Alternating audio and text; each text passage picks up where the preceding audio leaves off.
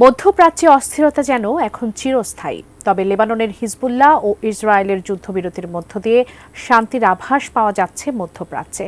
এর মাঝেও সিরিয়ার বিদ্রোহী গোষ্ঠীদের উস্কানিদাতা ইসরায়েল এমন অভিযোগ রয়েছে। তবে সিরিয়ায় বর্তমান সরকার পতনের মূল ইন্ধনদাতা কি ইসরায়েল? বিস্তারিত থাকছে ডেস্ক রিপোর্টে। ২০১১ সাল থেকে গৃহযুদ্ধ চলছে সিরিয়ায়।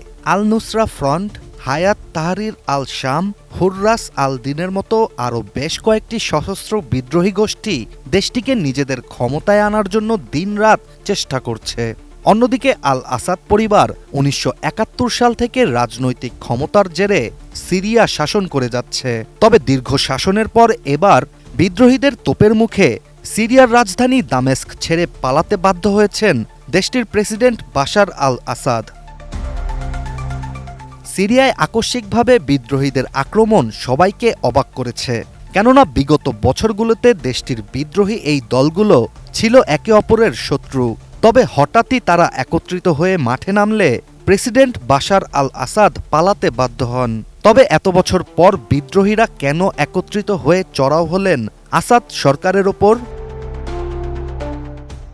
সিরিয়ার কুর্দি ও দ্রুজদের ব্যবহার করে বেশ আগে থেকেই এই অঞ্চল জুড়ে চলছিল রাজনীতি। বিশ্লেষকরা বলছেন, ইসরায়েলও ঠিক একইভাবে যুদ্ধ বিধ্বস্ত দেশটির অপব্যবহার করে নিজের স্বার্থ হাসিলের চেষ্টা করেছে। কেননা কিছুদিন আগেই ইসরায়েলি পররাষ্ট্র মন্ত্রণালয় রাষ্ট্রহীন কুর্দি ও দ্রুজদের নিয়ে একটি বৈঠকের ঘোষণা দিয়েছিল। আপনি কি হার্টের সমস্যা নিয়ে দুশ্চিন্তাগ্রস্ত?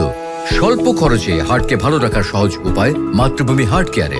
এদিকে ইসরায়েল গাজা উপত্যকাকে পৃথিবীর মানচিত্র থেকে নিশ্চিহ্ন করার যুদ্ধ করেই যাচ্ছে। তবে ইতোমধ্যে হিজবুল্লাহ ও ইসরায়েলের মধ্যে যুদ্ধবিরতি চলমান। সিরিয়ার পররাষ্ট্রমন্ত্রীর অভিযোগ, যুদ্ধবিরতি থাকায় নিজেরা আক্রমণ করতে না পারলেও সিরিয়ান সশস্ত্র বিদ্রোহী গোষ্ঠীদের উস্কে দিয়ে দেশটির আসাদ সরকারকে পতনে সহায়তা করেছে ইসরায়েল, যাতে করে পরবর্তীতে বিদ্রোহীদের সহায়তায় মধ্যপ্রাচ্যে আরও ভয়াবহ হামলা চালাতে পারে নেতানিয়াহু সরকার। আন্তর্জাতিক গণমাধ্যম থেকে জানা যায়, সিরিয়ানদের দাবি ইসরায়েলের পাশাপাশি বিদ্রোহীদের এই হামলায় হাত রয়েছে তুরস্কেরও। এছাড়া দেশটির পররাষ্ট্রমন্ত্রী বিদ্রোহীদের হামলার পরপরই বলেছিলেন, লেবানন ও ফিলিস্তিনে পরাজয়ের পর যুক্তরাষ্ট্র ও ইসরায়েল একত্রিত হয়ে সিরিয়ায় এই হামলার পরিকল্পনা করে। বিশ্লেষকদের মতে, সিরিয়ায় আসাদ সরকারের পতন মধ্যপ্রাচ্যের অস্থিরতাকে আরও তীব্র করবে। এছাড়া ইরান ও এর মিত্র দেশগুলোকে দুর্বল করাসহ মধ্যপ্রাচ্যে নিজেদের প্রভাব বিস্তার করতে ইসরায়েল ও অন্যান্য পরাশক্তিরা সিরিয়ায় এই হামলার পরিকল্পনা করেছে বলেও ধারণা তাদের। Desk report, ATN news.